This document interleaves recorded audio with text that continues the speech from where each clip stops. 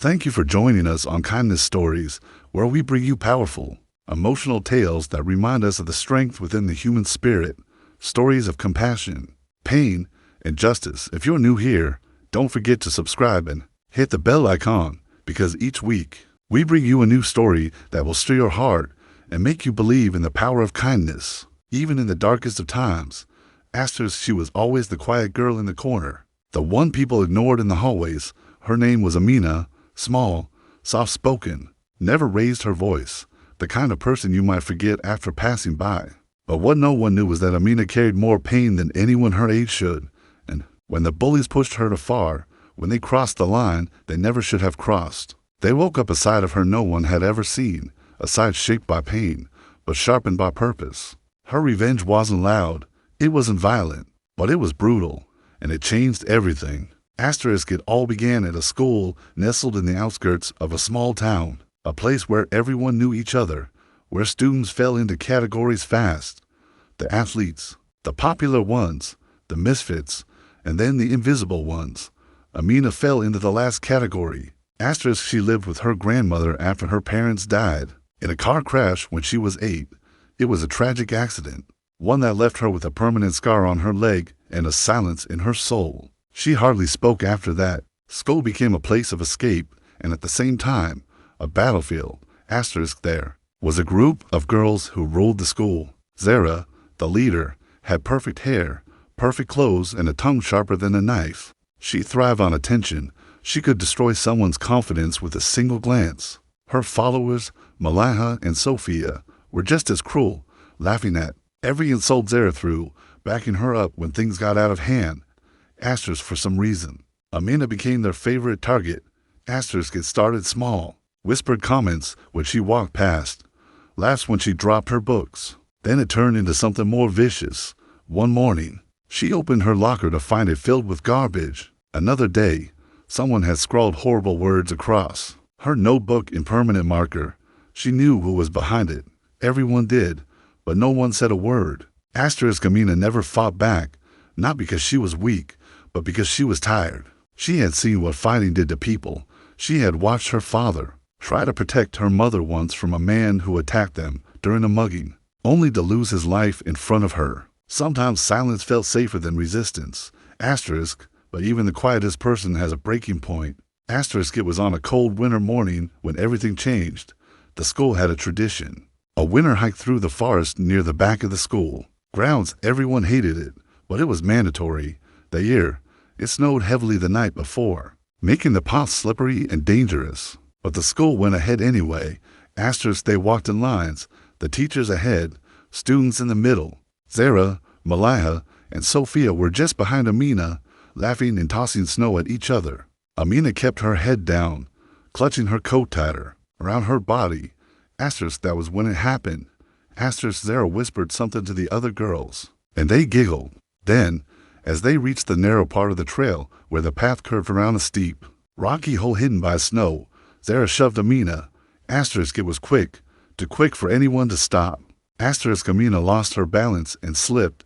She tumbled down, hitting the side of the rocks, her scream muffled by the thick snow. She disappeared from view. For a moment, everything froze. Someone yelled. The teacher turned around in panic. Students rushed to the edge of the trail, looking down. They saw nothing, just white. The hike was canceled. Emergency services were called. It took 3 hours to find her. She was unconscious, bruised, bleeding, but alive. Barely. She was taken to the hospital and stayed in a coma for 2 days. The doctor said it was a miracle she survived. Her leg was broken. Her back was bruised. She had a deep gash on her head. The school called it an accident. Zara cried during the investigation. She said she didn't mean to push her so hard, that it was just a joke. The teachers believed her. No one could prove it was on purpose. But Amina knew. She had seen the smirk just before she fell. She didn't speak to anyone for the next 2 weeks, not even her grandmother, but something inside her had changed.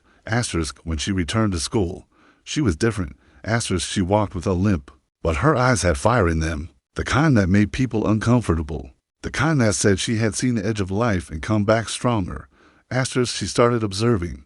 Asterisk, she noticed how Zara controlled people, how fear made everyone silent. She watched who followed her orders, who looked away, who wanted to stand up but didn't. Asterisk, then she started acting. Asterisk, not violently, not recklessly. Asterisk, cleverly. Asterisk, she joined the school's media club, which no one expected. She began volunteering to film school events. She used the cameras not just to record assemblies or plays, but to capture everything. The hallway interactions, the locker rooms, the whispers between classes. Asterisk, she collected everything. Asterisk, and then she started speaking. Asterisk, her first video was uploaded to the school's internal website. Asterisk, it was simple, just a black screen with the words "what you don't see" written across it. Then the footage began. Clips of bullying, of Zara laughing while shoving a younger student, of Malaya mocking a disabled kid, of Sophia spreading rumors in the library. It was undeniable, raw, real. Asterisk, by lunchtime, the whole school had seen it. Asterisk, chaos erupted. Asterisk, the principal tried to remove the video, but someone had downloaded and shared it on social media. Parents started calling. News outlets got wind of it. Asterisk, but Amina wasn't done. Asterisk, she had been smart. She had copies. She had testimonies. She had reached out to other students who had been silent victims. She gave them a voice. Asterisk, the second video was even more powerful. It had interviews, faces blurred, voices altered, but the pain was clear. Story after story of cruelty, of fear, of teachers turning a blind eye. Asterisk, this time the school couldn't hide it. Asterisk, an official investigation began. Zara and her friends were suspended pending review. Teachers who ignored complaints were questioned. The principal was replaced. Asterisk, but Amina didn't want revenge for herself.